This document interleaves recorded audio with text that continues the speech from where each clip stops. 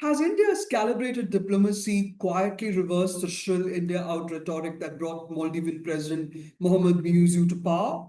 Are we back to an India in narrative that reaffirms India's centrality in its security and development? Prime Minister Narendra Modi's landmark visit to the Maldives to mark its 60th Independence Day this week is being seen as a signal that India may have managed to turn things round. Modi, once vilified and made derogatory remarks about, has become the first Indian Prime Minister to attend the Maldives Independence Day, with the president even going so far as to describe Modi as a wonderful person.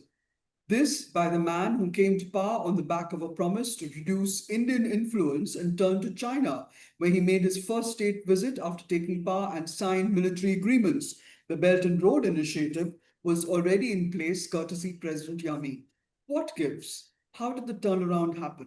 And given the Maldives' nascent democracy, where incoming governments routinely scrap and rubbish agreements that their predecessors had arrived at, what guarantee that Muizzu's Indian embrace will not turn into a cold shoulder when China, right now grappling with setting its own house in order, gets back in the game?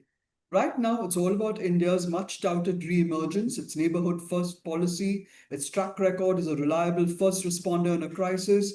Delhi has offered what many see as multiple lifelines to a Mali whose economy faces a budget deficit and shrinking foreign reserves. Delhi's aid could stave off a debt default. The biggest signal that India will bolster its neighbor's economy came from a rupee-based credit scheme extending 4,850 crore rupees credit in rupees, for bilateral projects. The second biggie came from India offering debt relief, restructuring past loans, reducing the Maldives repayment burden by 40%. And now the new diplomatic tool, with both nations signing the terms of reference to launch a free trade agreement. How that compares with the FTA that the Maldives will sign with China or has already signed with China needs to be seen. This is apart from other goodwill gestures, such as handing over 3,000 housing units, signing a fisheries MOU, also sharing large-scale digital infrastructure platforms, and looking at the feasibility of launching direct commercial flights to boost tourism. Hello, everyone. I'm Neena Gopal. Welcome to Global Express, our weekly deep dive into events that impact our neighborhood.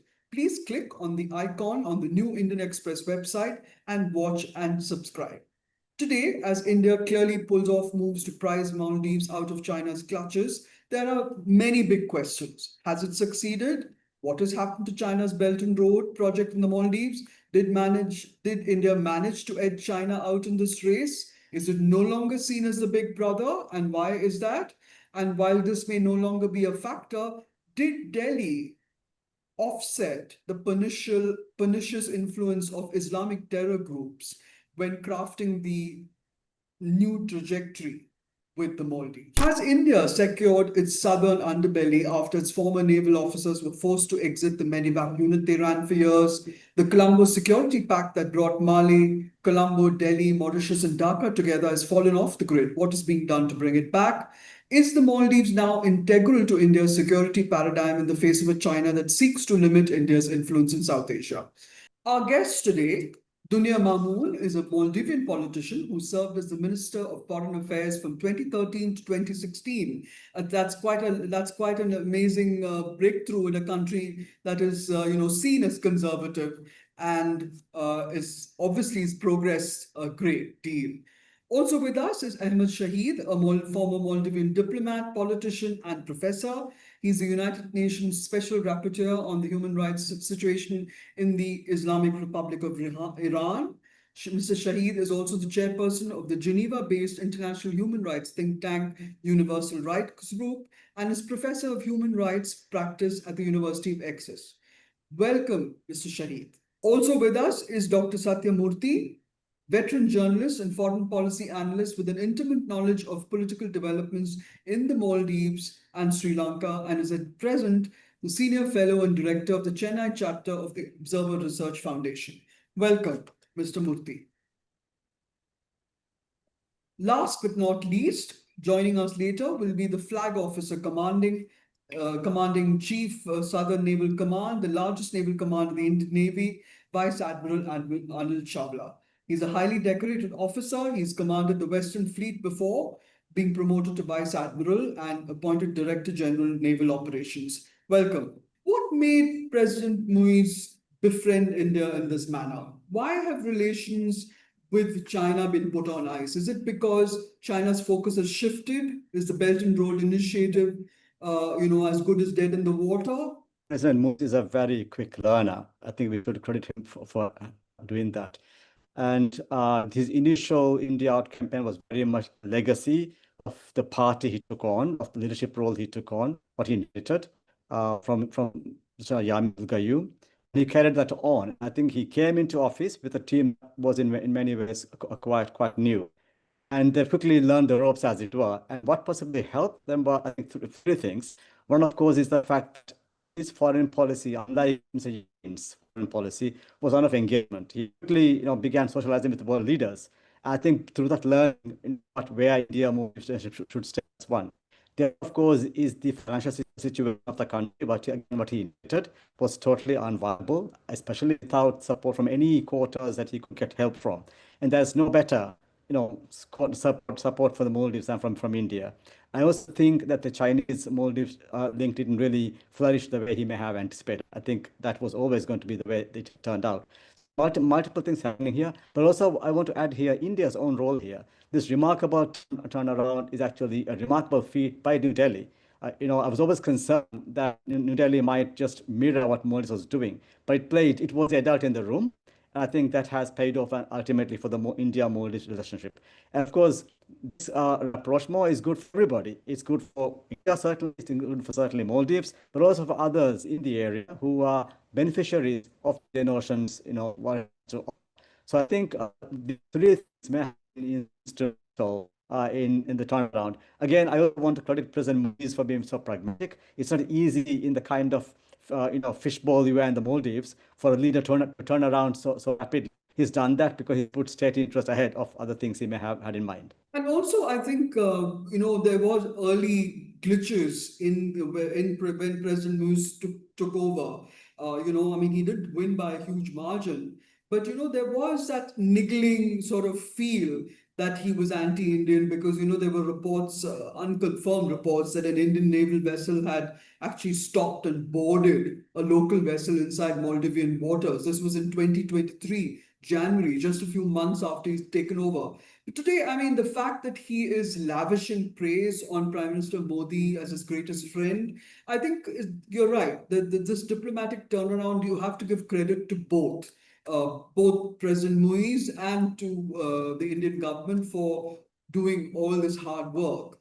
But what actually then, in terms of, the benefits, what is the give and take here, Mr. Shahid? What do you think I beg your Prime pardon. Minister Modi? No, I said, what would the give and take be? In the sense, Prime Minister Modi's visit has seen, India Shah, the Maldives, with one goodwill measure after the other. And as I listed it in the intro, the credit and the debt relief and so on and so forth. But what does the Maldives get out of it? I think the primary thing on the minds of the people making the policy, so President Moise, would be the financial or the economic assistance that the Maldives requires now.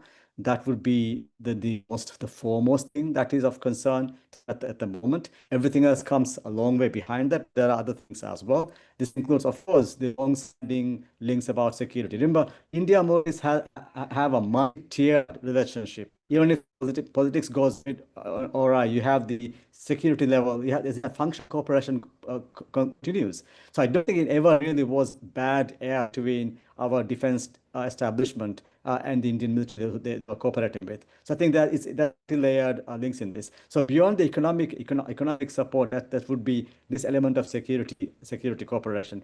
Remember, Maldives is a very vulnerable country to all sorts of attacks, including, of course, regular terrorism and so on and so forth. That's an area in which cooperation is something of benefit to the Maldives. And again, beyond that, we still remain a country struggling to build our human capacity, human resources. And there's no easy way to do this than to collaborate with India. So the benefits are many. I remember saying, when we first spoke about in the back of the elections, that there was no choice really for the Maldives or for India for that matter to remain stable and allies to each other. But also, is there an underlying unspoken grievance against India acting as a big brother? Because that was something that I think that now India has taken on board in the Maldives. I mean, it's much more sensitive, I think, to the needs of a nation like the Maldives. I mean, you can see it in the enormous effort that has been put in by Mr. Jaishankar, the foreign minister,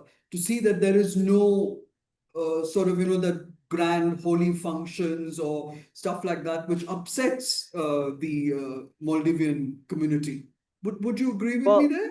I agree. I agree. I mean, in a situation, no matter who is in office in the Maldives, there'll be some public sensitivities around engagement with foreign states, not India, any state, where populists can, if like stock up jingoistic patterns, and this comes from certain red lines that one can draw, and again, this can be very imaginary as well. But someone can frame the engagement along the red line. So, for example, we have a long-standing view that there will be no foreign bases in the Maldives.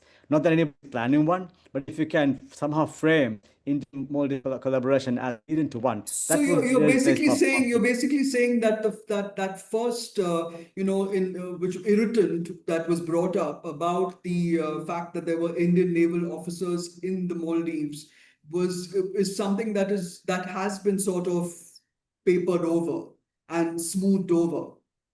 I think presence isn't the question here. Presence wouldn't be a problem. I don't think boots on the ground cause a problem. It would be it as having a military base in the Maldives, reminiscent of the British relationship earlier. That's the Yeah. kind of way this becomes a problem. But in terms of military cooperation, I think very close collaboration is still very much on the cards. And there can be other aspects of collaboration which may go down not so well with the public understanding of things. It's also how the government packages a relationship that matters as well. So if you have public confidence in what you're doing, about your competence and about your motivations, then you can go a long way with working with India in a very, very close fashion. It's when the public perception of what's happening doesn't match with the reality that there is, the dissonance about what's going on. You're absolutely right. So the kind of accords that have been signed cover a whole gamut of areas of common interest. Critically, this also includes security and sharing of intelligence. So India is obviously driven by the need to keep tabs on anti-India elements getting ground as it did before. What is the Maldives' biggest concern? Is it internal or is it external? I think for security cooperation, I think foremost in the mind is the basic protection of the country from attack by anybody. Remember, we are a tourism-dependent country, and there is a lot of, if you like, concern to make sure that we remain a safe place for travelers. Any sort of conflict will have a quite lethal effect on our economy. So that is, I don't think there really is at present time. Certainly, I'm not picking much vibes or concern about homegrown terrorism targeting Maldivians. This was a concern that was raised earlier when President Modi was in office. The police commissioner said there was some 3,000 or whatever, what you call fanatics loose. I don't think that kind of fear mongering is there. Of course, there are elements in the Maldives. We will also have the data here on those numbers who went to Syria and so on and so forth.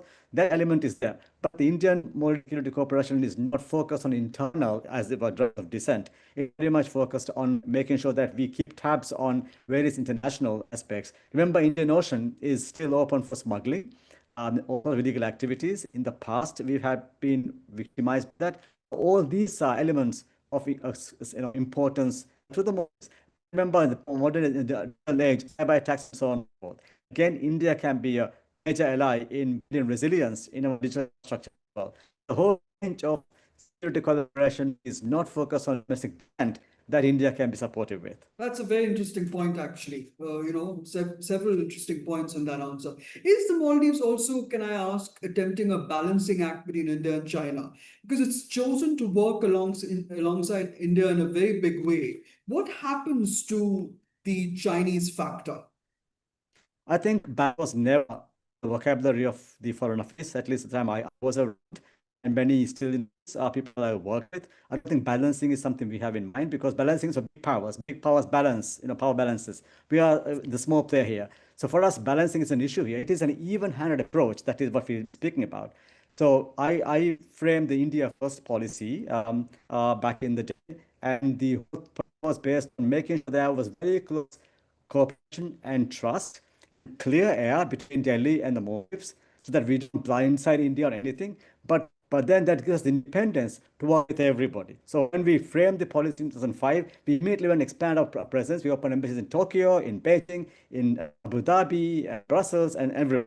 The idea was we'll ground our global position in very close India-Maldives friendship, but they'll give us a room to work with anybody and everybody, because India and Maldives would have a close dialogue on what the priorities were. And we were committed to not doing anything to undermine India's strategic interests. So we want balance in India and in India and China. We can't and we shouldn't be doing that. But we should be open to the idea that we will also pursue close economic relations with China, political dialogue as well.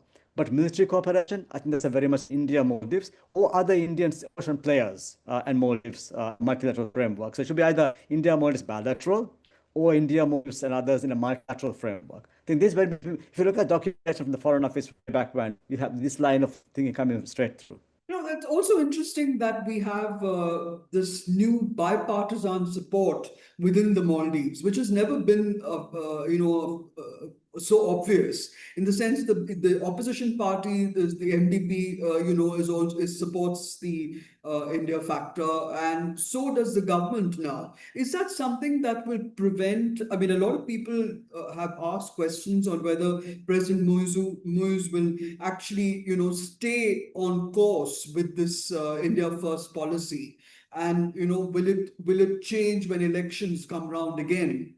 How do you see that? I think President is a very intelligent person, personally, and I think he can read the tea leaves very well.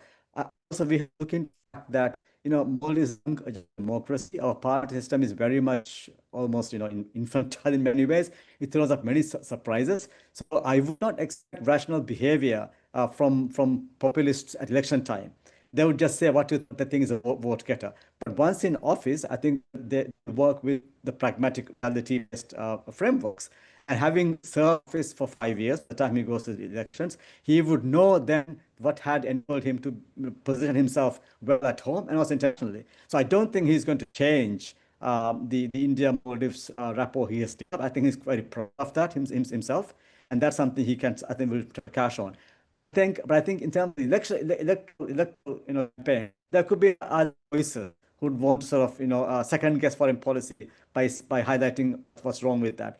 But I think once in office again, they come to that. I also agree with you about the bipartisan support. It's more than just bipartisan. It's a very much national consensus, essentially, where India more should stay. This also includes the red lines on where it should not go as well. So I think within that framework, it's a very strong, unshakable consensus in the Maldives that India and Maldives should stay very close together. That's very interesting. And my last question is basically about the security within the Maldives and, within the region itself. I mean, there is a Colombo Security Pact which brought in Sri Lanka and, Mauritius and, it's the Seychelles was also supposed to be there. But the fact is, and including and Dhaka as well, do you think there is that kind of a, common pact now between Colombo, Male, and Delhi, which will actually provide a sort of, a greater intelligence gathering and a greater, understanding and in terms of intelligence sharing.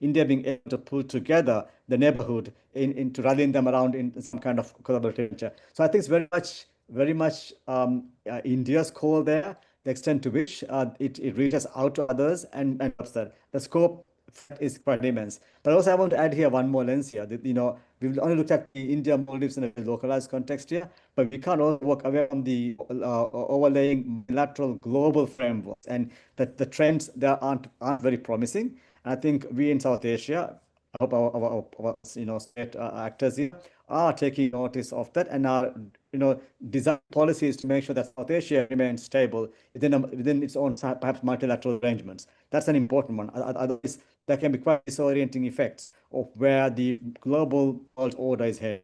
Welcome, Mr. Satyamurthy. I just wanted to check with you how much of a hold. I mean, in the past, you have to. There were when a former President Ibrahim Solih was the first to acknowledge. Sorry, was the first to acknowledge the terror imprint, if you remember. So, could you tell us a little more? I mean, he had this. He brought about this anti-terrorism act. His joint working group with India was about terror. How successful have they been in countering the terror infiltration? Has the Maldives tackled it? Are there any radical elements still present in the Maldives? See, definitely Maldives has tackled radical elements and terrorists, yes. But we have to differentiate between radicalism, terrorism, and fundamentalism. There is Islamic fundamentalism, if you to put it bluntly, or religious fundamentalism, or rightist fundamentalism is growing across the world. Maldives is no exception to it. But in terms of terrorism, I think the successive governments have been able to put it down. And India has been working with the Maldivian governments of the day in achieving that result. So basically, Nasheed, when he survived the assassination attempt in 2021, he did point fingers at Islamic State Khorasan. And he said that up to 200 Maldivians were engaged in fighting for ISIS in Iraq and Syria. This was at that time. But in 2015, 5 years before that, Malaysian police actually named 3 young Maldivian men as trained to target American and Israeli consulates in Chennai and Bangalore. So I mean, and they also detained a few Maldivian youngsters fighting alongside Al Qaeda in Afghanistan, Pakistan.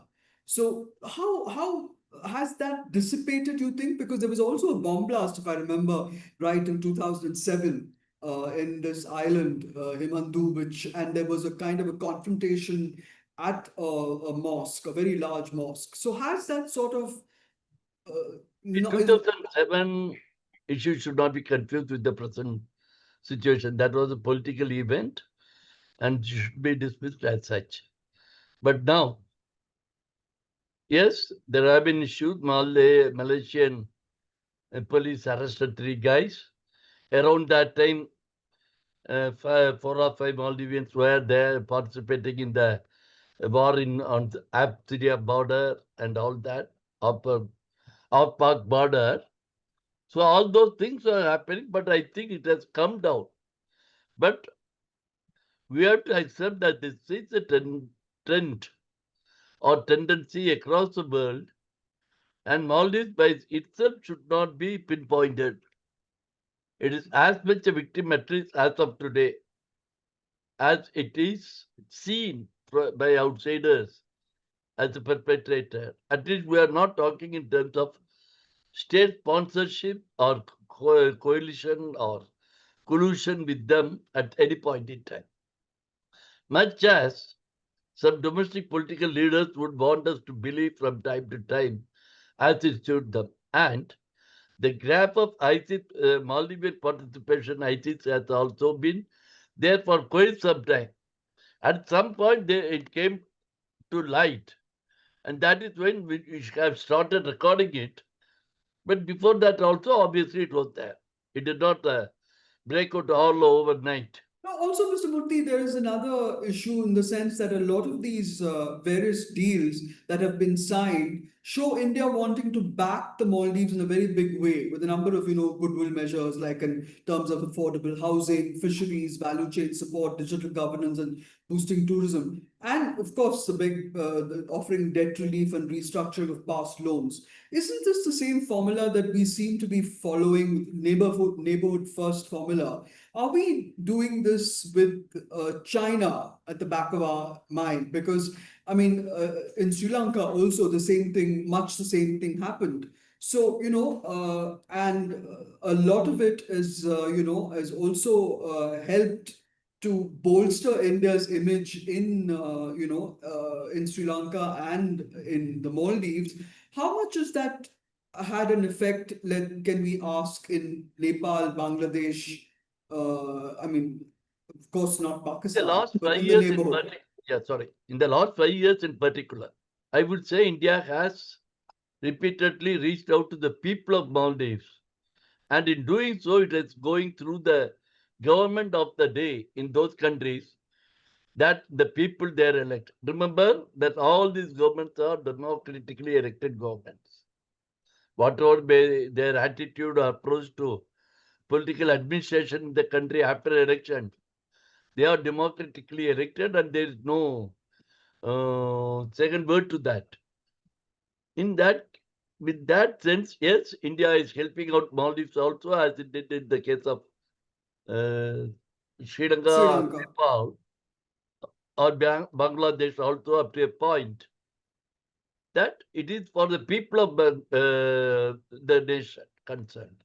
In fact, you will recall that when India started helping out Sri Lanka at the height of the economic crisis, and there was an anti-establishment mood in the public, for External Affairs Minister Jaishankar, who was visiting Colombo, very clearly said that it is for the people of Sri Lanka. I think that policy of India, as you said, neighborhood first policy, has a people orientation, not a person-centric policy. This government or that government, this politician or that politician. I don't think we are taking that into account anymore. How do you see the future playing out? Because there is India has set up this naval, not set up now, but it's beefed up its naval base in the Minicoy Island in Lakshadweep. And the talk about how India is monitoring the activity of Chinese ships, which are supposedly there to, in both in Sri Lanka and in the region to map the ocean. Is that a cover, you think? And has the Maldives and Sri Lanka and India seen through this? And are they working together to thwart China in many ways? Because their Belt and Road Initiative seems to have just been put on hold. So I won't go into the BRA initiative or whatever. As far as India's security is concerned, whether it is Minicoy or Andamans or Lakshadweep, wherever we talk about. And this new port that is coming up, Greenyam. Yeah, Vietnam, there is also another coming up in the Andamans. Another this thing. That's true. Main port is coming up there. All these are India's individual independent initiatives for the past nearly a decade and more. For instance, the Tri-Services Command in Andamans came up long ago. India has been looking into the Indian Ocean and the security threats emanating from Indian Ocean or through the Indian Ocean, to be precise, for quite some time. Yes, Maldives, Sri Lanka, and others, Mauritius is there, Seychelles is there. All this may be element there, but India's security initiatives in this context is all India-centric to an extent, but overall it is region-centric. And this our neighbors have understood for long, but they needed to, they had comprehended it for long, but they needed to understand the multiple fallouts, which they seem to be doing now. And they are applying correctives And for instance, the Colombo security conclaves, in which India, Maldives, and Sri Lanka, among other Indian Ocean neighbors, are partners, is one such initiative. To be precise, it started off only as a non-traditional security initiative, mainly about oil leaks and humanitarian assistance. Over the last 2-3 years, it has expanded to cover cyber security, terrorism, and all that. Slowly, I would hope that it will evolve into a traditional security platform. Yes, that's very That's my interesting. hope that. Yeah. Thank you very much, Mr. Satyamurthy, for joining us. It looks as if it's time for the Maldives government to work on diversifying its economy to provide more jobs also for the Maldivian youth. I mean, going beyond the tourism right now and tying up with India on various other fields where India can actually prop up a new Maldivian employment schemes possibly. Interestingly, Prime Minister Modi was accompanied by a very high-level team, apart from the External Affairs Minister Jaishankar and the National Security Advisor Ajit Doval and Foreign Secretary Vikram Misri. So this, I suppose, is the biggest signal of the level of engagement that marked this visit, particularly the president, I think, of the NSA. Thank you, Professor Satyamurthy, for joining the show. Thanks very much. I do appreciate your. Thank you. Among our guests today is Vice Admiral Anil Chawla, a retired Indian Navy officer who served as Flag Officer Commanding in Chief Southern Naval Command. He's a highly decorated officer. He commanded the Western Fleet before being promoted to Vice Admiral and appointed as the Director General Naval Operations. Welcome, Admiral. I am very curious about the Modi visit to the Maldives, Admiral. What is your takeaway from that? I mean, in the sense he was treated like a VVIP. Both the governing party and the opposition parties treated him with huge respect. This is completely the antithesis of what we had expected when when Mohamed Muizzu won the election on this India Out campaign, with the main thrust being the presence of naval officers at on an island in the Maldives. Yeah, I think we are seeing I wouldn't say the return of India. India never went away because geography is immutable, and Maldives really cannot sail away from India. And India is the closest. It's easier to reach Malé from India than it is to reach within many parts of India itself. For example, from Kochi, it's less than an hour's flight, and you're in Maldives. It is extremely close to us. It is also a very vulnerable country because of its low elevation. There is no part of Maldives which is more than 7 meters above the sea level. They are spread out across a huge length of the Indian Ocean. They have got a very little landmass, but they have a huge exclusive economic zone, almost the size of Germany. So in that sense, it is not a small country. It's very important as far as India's maritime security is concerned, because it is virtually lying across the trade routes that go from the Persian Gulf and from the Gulf of Aden across to the Malacca Strait. The economic zone, Admiral, what does that include? The sea, because the land that they occupy is very little, correct? Yes, the land mass is very, very little. It's just about, I think, 1 or 2% of the entire exclusive economic zone of Maldives. But coming to the Modi visit, I think Prime Minister Modi's visit was extremely significant. The 60th anniversary is a major event in the life of any country. And so inviting the Indian Prime Minister to this as the chief guest signaled really the salience, the centrality of India to Maldives. And the fact is that, in a democracy, election campaigns are fought on specific issues. In the case of Maldives and the small island nations which are there in the Indian Ocean region, we have to remember that they have a very fragile psychology. As such, they are surrounded by the sea. They have very little land. There is this constant fear of being swamped by the global warming. And any small presence which seems threatening to their sovereignty and independence can be outsized in influence. So the India Out campaign, which started in 2021, to our mind, it was financed and supported by the Chinese, but it was a very smartly designed campaign to sort of highlight the Indian military or defense presence there, which was actually very insignificant, because I was There were commanding the Southern 59 Navy. people.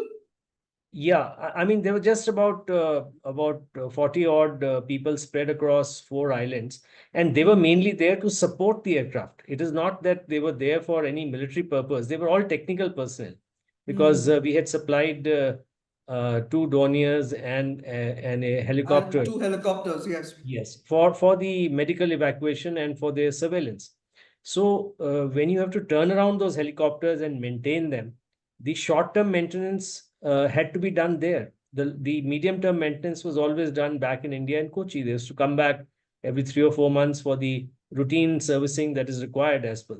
So I think it was just electoral sort of gimmick. Also, they briefly And frankly, it was also engineered by President Yamin at that point. I mean, it was even though Yes, Soli was the president, the opposition yes. leader Yamin was the one who did it, and I think it was quite obvious that President Muizzu was also part of that of Yamin's group. Absolutely, but he's sort of broken away from Yeah, that because now. the ground realities when you come to office are different.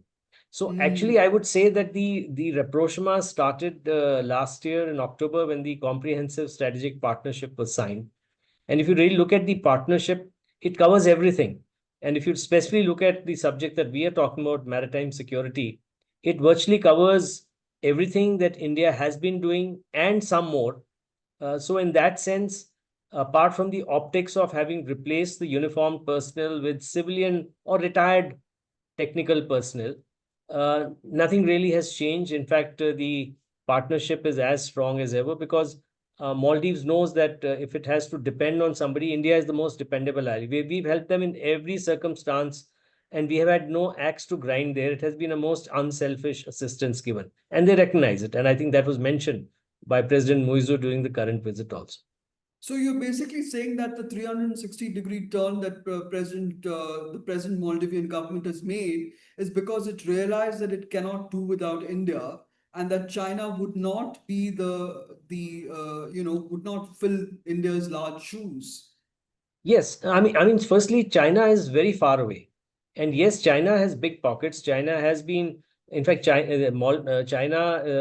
Maldives owes the largest amount of debt to China, estimated to be, it's not very transparent, but somewhere between 1.5 to $2 billion is owed to China, and repayment is not easy.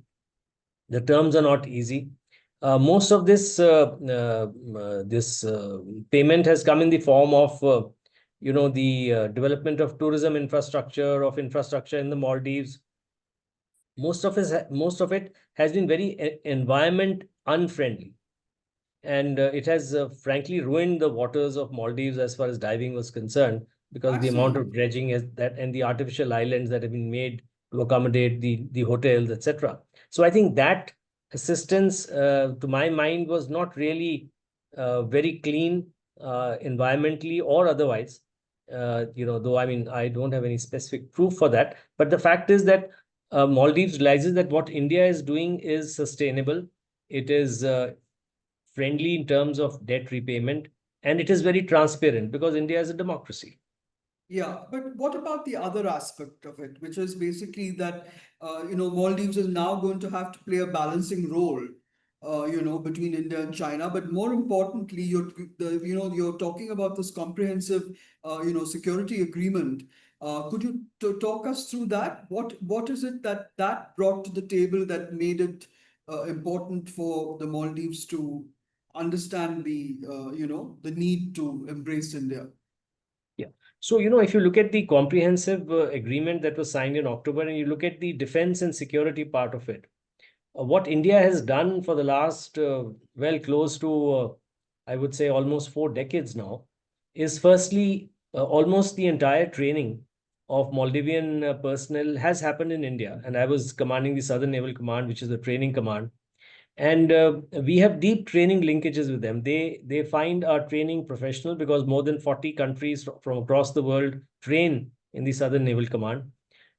We are professional, we are apolitical. It is absolutely to the point. It is what they need. It is done in time and it is free of cost.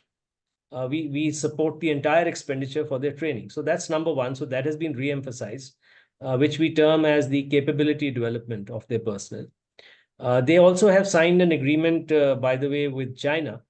So some personnel will go to China. But I mean, it's a sovereign country. I mean, every country is free to send where they want to send. But they realize that this is a better option. It is close by. The language is sort of almost similar. The food is similar. The culture is similar.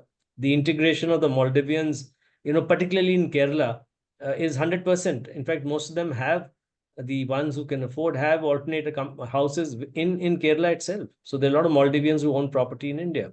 They study in India. In fact, the children study there. And so there are very close linkages. So that's the first thing that's been re-emphasized. The second is capability development in terms of their platforms for surveillance of their exclusive economic zone, which I mentioned is a huge area. And they really don't have the resources. So we support them in two ways. One is that we use our ships and aircraft to surveil their exclusive economic zone with their approval. Whenever they tell us to do it, we do it. And we very often embark their officers and sailors on our ships when we are there. So there is total transparency. Secondly, we have also supplied ships to them. We have supplied the aircraft to them, which have all been on line of credit or free of cost. And we are maintaining it free of cost. It's a very expensive proposition. The ships and aircraft come back to India periodically for maintenance. What is the cost that we bear? Do we have a number? Specifically, I would not be able to put a figure to it right now, but the fact is it would run into millions of dollars. Wow. So it's not something that is very cheap. And we've also trained their pilots. So today most of the planes can be flown by the pilots, but the deep technical knowledge is not there and really cannot be there because they have very limited reserve of manpower. And that's the second part, the capability development. We have also in the agreement re-emphasized the fact that as we had done earlier, we would set up additional surveillance radars on their islands to keep an eye on what's happening in the waters around them, along with the Colombo. What exactly are we looking for, sir? The radars? No, we had already set up these radars were set up almost 20 years ago. So they need to be renewed.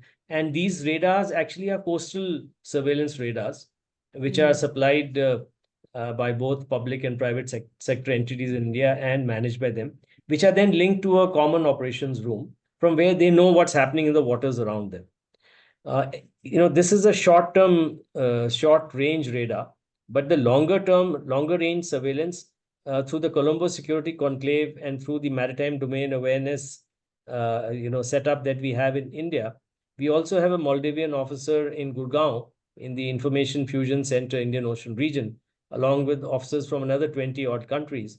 And so whatever information is available to us of interest to them in terms of maritime threats is passed on to them.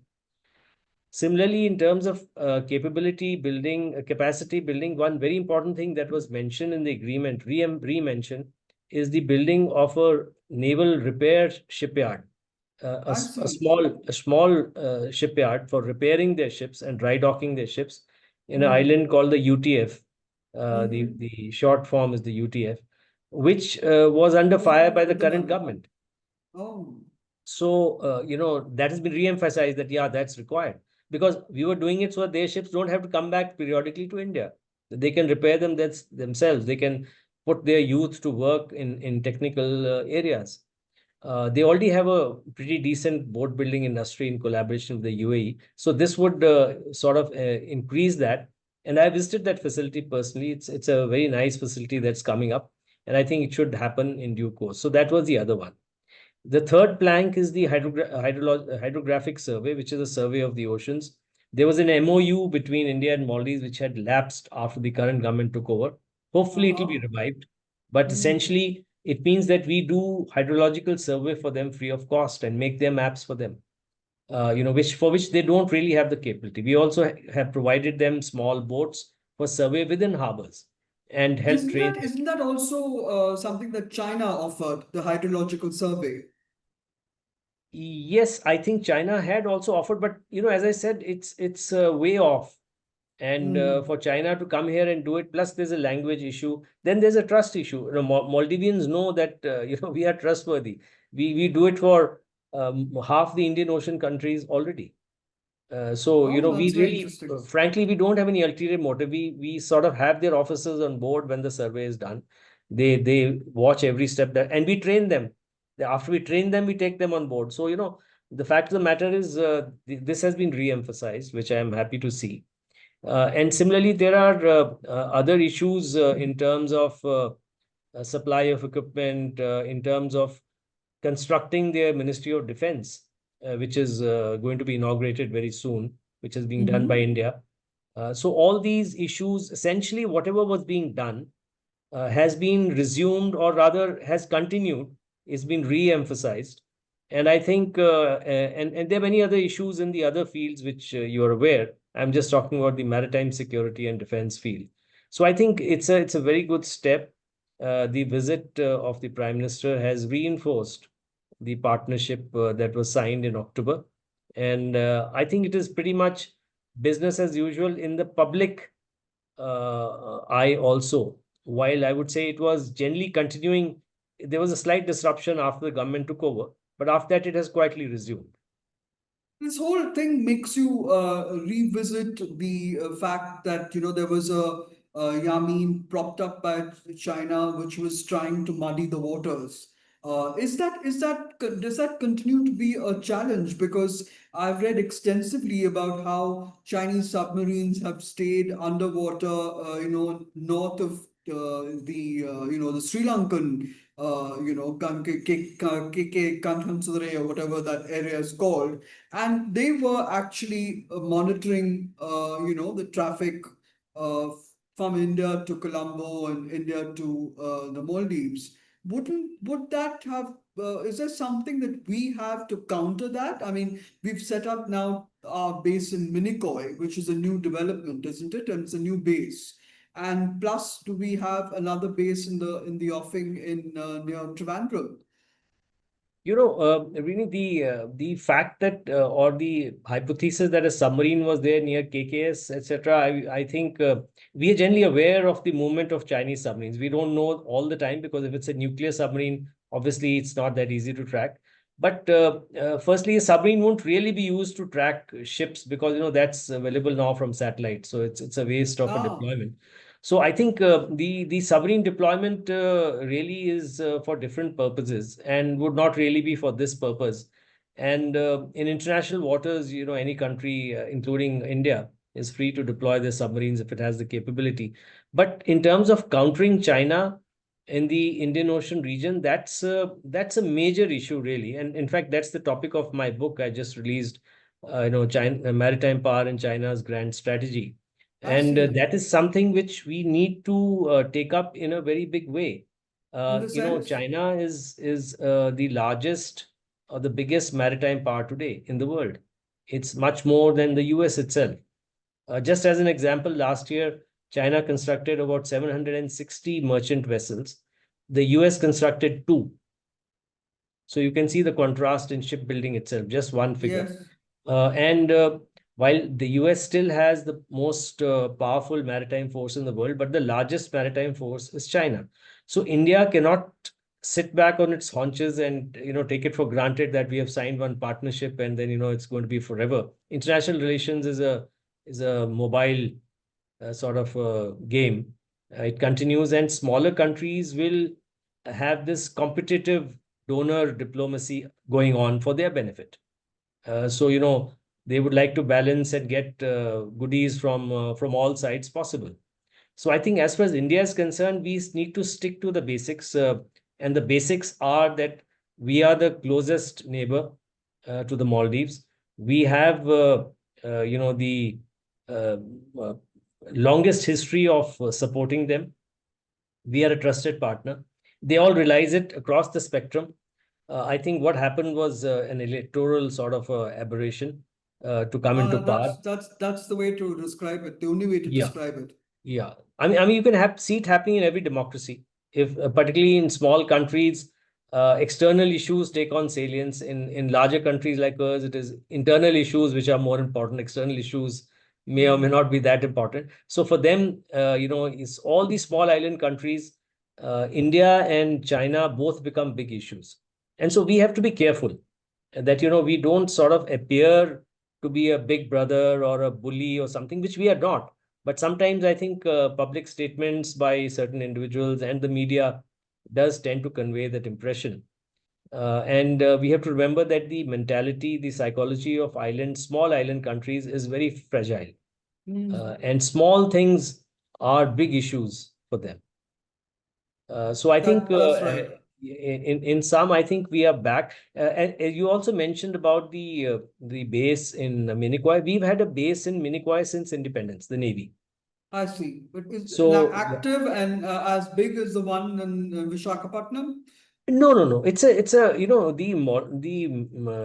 Laccadives are like the Maldives, very small pieces of real estate.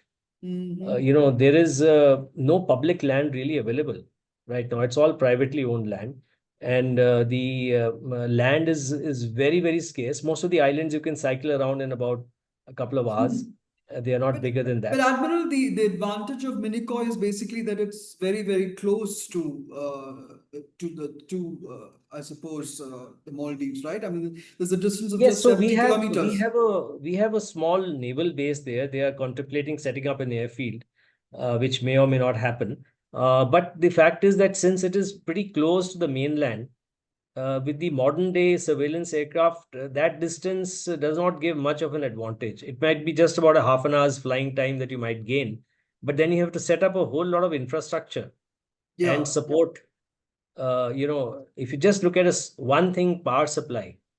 Where do you get power supply on those islands? Where do you get water? Where do you get food? Where do you get accommodation? Where do you have land to build accommodation? So these islands host small bases. We have two bases in the Navy has two bases in the Laccadives since independence, and they have gradually over the years been modernized. But they're pretty much for the defense of those islands and for local assistance for in terms of a disaster or in terms of search and rescue, etc., and surveillance. But we don't really need, to my mind, to have something very big on those islands because they are very close to the shore, and we have big bases ashore in any case from where you can be. So basically, to conclude, can we now say that the Maldives is integral to India's security paradigm and vice versa? Can Maldives be, trusted to play I the would role say that we expect them to play? I would say in India is integral to Maldives security paradigm. As far as India is concerned, Maldives is important, but it is one of the important countries. So it doesn't have that centrality as India would have in the vision of Maldives. So what we are basically looking is to ensure that firstly we are a good neighbor, that we help them out whenever required. And the aim is firstly because we have that philosophy of Vasudev Kutumbakam, which has been there from the beginning. And secondly, it is in our interest to ensure that malign powers don't come to Maldives in their own interest, and that Maldives stays independent and free and friendly towards India. So I think that's not a big ask, and Maldivians also realize that we are not demanding that they be pro-India or do anything beyond that. We are just saying that look, just don't do anything that will harm our security interests. And while doing it, we are assisting them in every manner. So I think they see the logic, a clear logic of this entire approach. which is the most generous and sort of non-partisan approach.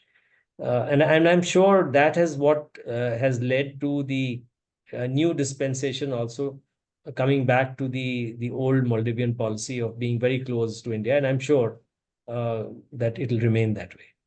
Thank you very much, Admiral Chawla, for this very interesting insight. How we keep the Chinese at bay is definitely in the hands of the Indian Navy. There's no question about that. Thank you very much once again. Thank you for having me. Thank you. Viewers, please click on the icon on the New Indian Express and watch and subscribe. Thank you for watching.